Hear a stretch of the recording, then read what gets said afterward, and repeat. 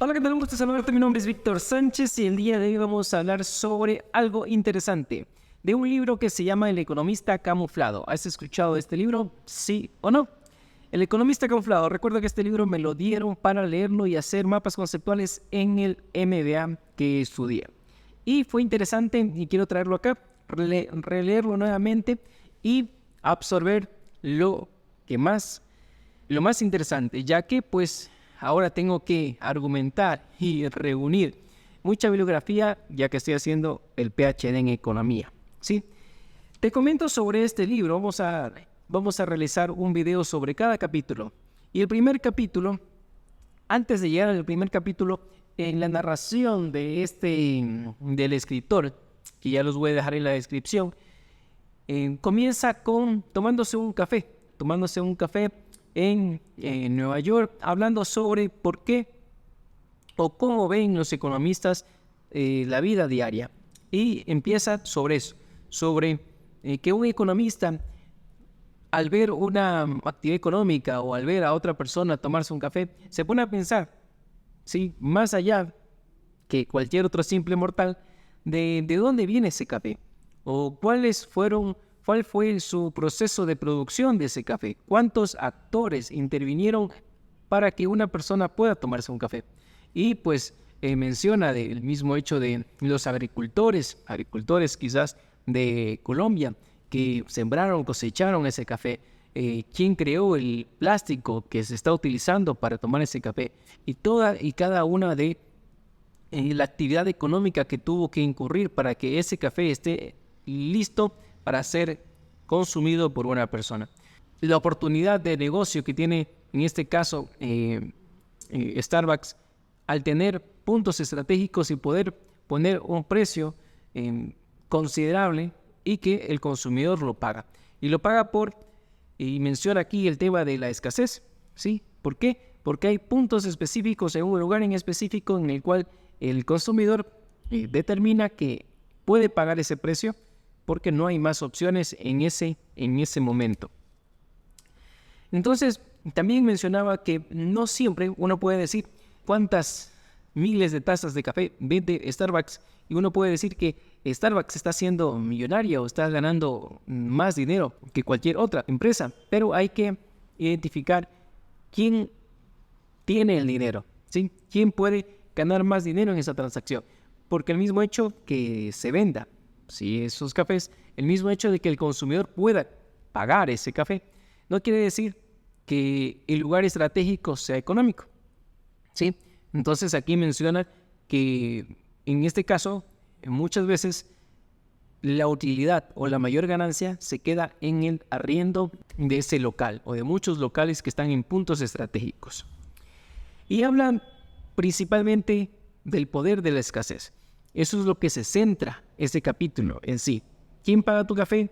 El punto principal de este capítulo es la escasez, el poder que proviene de la escasez. Y allí, bueno, en el futuro iremos a ver, ¿no?, en otros capítulos el tema de la oferta y la demanda. Pero ahora, en este capítulo, habla sobre el poder de la negociación.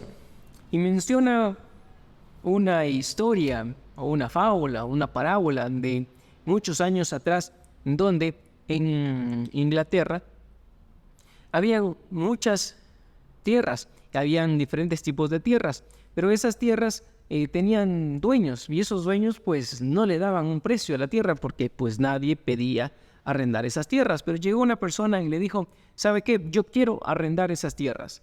Entonces, ¿a qué precio las personas pues pueden arrendar esas tierras? Había muchas personas que tenían sus tierras y había solo una persona que quería arrendar su tierra para cultivar cereal. Entonces, al haber poca demanda, solo una persona quería demandar esas tierras y había muchas ofertas de agricultores que esas tierras estaban ahí botadas y no tenían nada que hacer. Entonces, al haber mucha oferta de tierras y poca demanda, en este caso, la persona que iba a arrendar no había un precio establecido para eso. Y como había mucha oferta, el demandante va a escoger el mejor precio, que sería el más bajo, por obtener esa tierra. Y también continúa con la historia de que posteriormente hubo otra persona que quería arrendar estas tierras y allí ya el precio podía ser comparado porque habían dos personas, pero eso pues, igual es una poca demanda para toda la oferta de tierra, pero comenzaron a haber muchas más personas hasta que se copó el mercado. Ya todas las tierras fértiles o mayormente fértiles en esa población ya fueron tomadas por personas que arrendaron. Entonces, al haber ya mucha demanda, ya los oferentes de las tierras podían subir el precio porque va a haber más demanda. Entonces, al haber más demanda de estas tierras, el precio subía. ¿Qué sucedió?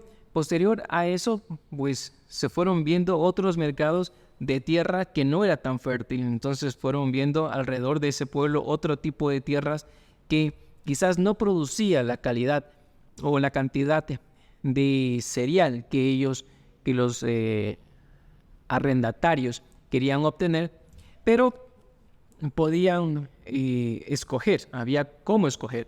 Si las tierras fértiles, si de estos arrendadores incrementan sus precios, el arrendatario pues va a otro tipo de tierra, ¿sí?, que también es cultivable. Y si acá el arrendador le sube un 5%, y ese mismo 5% es la comparación entre sembrar en tierra fértil y sembrar en tierra no tan fértil, pues no hay mucha diferencia. Entonces aquí inicia en este capítulo el tema de la escasez, ¿sí? Entonces en este caso pues podemos concluir en el tema de la tierra que cuando ya existe la escasez, ¿sí?, cuando ya existe la escasez de la tierra, hay un poder de decisión, y este poder de decisión es el dueño de la tierra.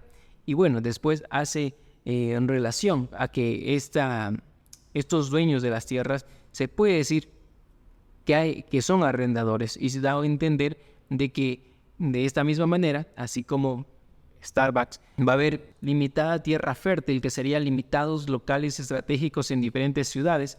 Entonces, el arrendador tiene el poder de negociación porque puede arrendarle su limitado local y también puede limitar el acceso a otras cadenas cafeteras, de cafeterías. Entonces allí, al hablar de limitar, viene otro punto importante que aborda la mayor cantidad del capítulo y que menciona que en Inglaterra se le denominaba cinturones verdes, ¿sí? ¿Qué son los cinturones verdes? Muy interesante esto de los cinturones verdes, muy interesantes.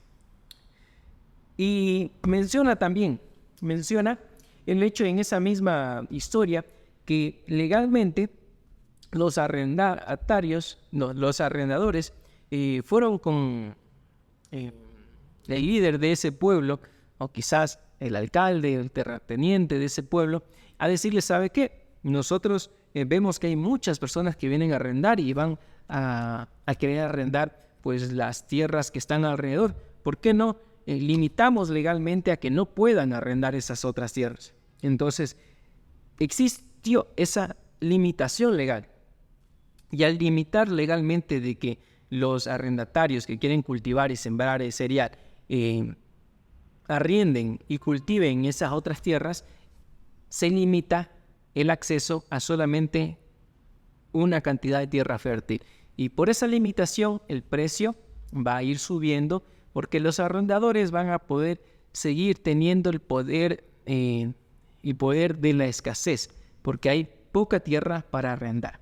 Y a eso se le llama los cinturones verdes, que es limitar, crear escasez. Y eso es interesante, crear escasez mediante la ley, ¿sí?, mediante la norma legal. Creas escasez, ¿sí? Muy interesante. Entonces, también podemos ver y menciona muchas otras limitaciones, ¿sí? Muchas otras limitaciones a accesos para que exista escasez. Y menciona, por ejemplo, los sindicatos laborales. Los sindicatos laborales, que podemos llamarlo también gremios profesionales, en el cual estos gremios profesionales, mediante la ley, ¿sí?, limitan el acceso a otros profesionales para que ejerzan la profesión. Y de esa manera exista escasez de pocos profesionales. Podemos comentar lo que sucedió acá en Ecuador también. Anteriormente, hace algunos años, se tenía que ir a un gremio y afiliarse a ese gremio para poder ejercer su profesión. Entonces, eso se lo puede considerar como un cinturón verde. El limitar el acceso para que tú puedas ejercer tu profesión como tal. Pues había un cinturón verde allí, que es muy interesante. Y así, muchos otros gremios también quizás limitarán, quizás en otros países, el acceso a otros profesionales para mantener sus honorarios altos. Y allí mencionaba que desde el punto de vista de un economista, comienza a haber cinturones verdes en muchos lugares. Y uno puede ponerse a pensar. Otro cinturón verde, por ejemplo, es un notario. Pues el notario gana dinero. ¿Pero por qué? Si es un abogado. ¿Qué hace? Da fe pública. Pero hay pocos notarios y hay muchísimos abogados. Entonces, el trabajo de un notario es extremadamente excepcional. ¿No lo puede hacer cualquier otro abogado?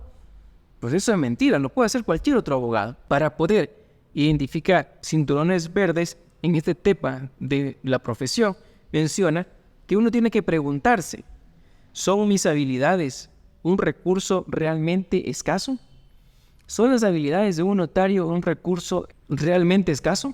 Pues no es verdad. Otra cinturón verde en el que uno está inmerso es en las calificaciones, ¿sí? Nosotros somos, en este caso yo soy contador, ¿sí? Soy contador, igual que muchos, igual que los, ¿cuántos habrá? 70,000, 100,000 contadores en Ecuador. Pero hay limitaciones en ciertas calificaciones en el cual existen estos cinturones verdes que permiten mantener honorarios un poco más altos de acuerdo a esos cinturones verdes, que en alguna manera pues te califican, por ejemplo, como auditor externo. Yo estoy calificado como auditor externo, pero tengo que probar mayor conocimiento o experiencia o capacitación para poder tener el acceso a ese nuevo cinturón verde, ¿sí? Que sería la calificación como auditor externo. Hay otras personas que también se califican, como por ejemplo mi persona, perito contable. Sí, entonces hay un cinturón verde en el cual limitan el acceso a otros contadores porque se califican como peritos contables. Estoy calificado como perito contable. Entonces, ¿por qué? Porque tienes mayor experiencia y una experticia en el tema de normas internacionales. Y así sucesivamente hay muchos cinturones verdes. Había un título en este principal capítulo que pregunta, ¿nos estafan? ¿Nos están estafando? Cuando hay escasez, que se crea esa escasez. Y pues, normalmente esa escasez debería ser creada mediante una ley, mediante una norma legal. El gobierno puede crear escasez y eso es real. El gobierno crea monopolios, da acceso a ciertos monopolios y pone restricciones para que otros competidores no ingresen a ese mercado, que podría ser un monopolio, un oligopolio. Por ejemplo, el Estado aquí en Ecuador tiene el monopolio de las industrias principales, de electricidad, petróleo, minas, luz, agua.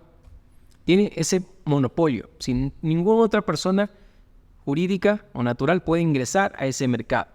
También existen oligopolios, ¿sí? En donde hay muchos consumidores y hay pocos oferentes, como por ejemplo las telecomunicaciones. Tenemos el servicio de ciertas empresas como Claro, Movistar, CNT, y puede haber por ahí otra que no me acuerde.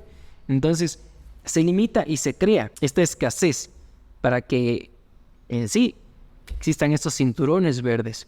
También puedes tú ver el tema de los permisos para los taxis. No cualquiera que tenga un carro puede hacer taxi. Necesitan estar en una cooperativa de taxis. Y muchas veces cuando quieres meterte a esa cooperativa, ok, pero yo tengo mi licencia, ¿cierto? Mi licencia de taxi, yo te vendo el taxi y la licencia. El taxi te lo vendo a $5,000 y la licencia a 20,000. ¿Por qué? Porque más vale es esa escasez. También, de la misma manera, me acuerdo que en una capacitación en Perú menciona que el tema de las licencias para pescar es limitado, ya no existe. Hay un número específico para poder ir y pescar Y si tú quieres, tienes que comprárselo a alguien o ese alguien tiene que morir y quizás heredarlo, pero está limitado ese mercado, ¿sí? Entonces, de forma legal, el gobierno crea escasez por algún propósito en específico. Y menciona también y da un consejo para poder identificar que hay muchas industrias muy rentables y que si tú puedes acceder a esa industria, entonces si tú puedes acceder a esa industria rentable de forma fácil, entonces no hay un cinturón verde. Pero si se te limita a acceder a esa industria, existe un cinturón verde en el cual, pues ese cinturón verde es una escasez creada, ¿sí? Creada por, puede ser el gobierno, o puede ser también no necesariamente el gobierno. Entonces, hasta allí es interesante este capítulo, ¿sí? Que se llama ¿Quién paga tu café? Y que está centrada en la escasez. Aquí también dice, las empresas sin competencia son muy rentables, ¿cierto? Qué bueno no tener competencia y ser el único en el mercado en el cual puedes poner tu precio. Podemos también recordar que todos quieren eso. Nadie quiere competencia. Ni en grupos de países quieren competencia, ni el país como tal quiere competencia, ni empresas, ni grupos de empresas de un país quiere competencia, ni tú como empresa quieres competencia. Por ejemplo, se creó el grupo de países petroleros, en el cual limitan entre ellos, ¿sí? Ponen un cinturón verde y dice, vamos a limitar la producción. Vamos a limitar la producción para que exista escasez de petróleo. Y si existe escasez de petróleo, el valor del petróleo va a incrementar. Entonces, por allá, esos países fuertes que tienen la potestad de tomar esas decisiones, Ecuador también es exportador de petróleo, pero no tiene tanto peso para tomar una decisión de decir, ya, no explotemos, ¿sí? No saquemos petróleo para que incremente. Porque pues si no sacas petróleo, así incremente, pues quizás no te da para cubrir tu presupuesto del Estado. Entonces, eso es algo. Por ejemplo, en el tema país. A cualquier país le gustaría no tener competencia, como por ejemplo Ecuador. Tiene competencia, pero es el principal exportador de banano, de camarón, ¿sí? Y le gustaría al país, pues, ser el único, no tener competencia. Y así sucesivamente ha de haber muchas restricciones, ¿sí? Para ciertas actividades, ¿sí? El mismo hecho de los tratados internacionales o el mismo hecho de grupos de países para poder comerciar solo entre ellos y limitar el acceso a otras personas, podemos verlo en muchos lados.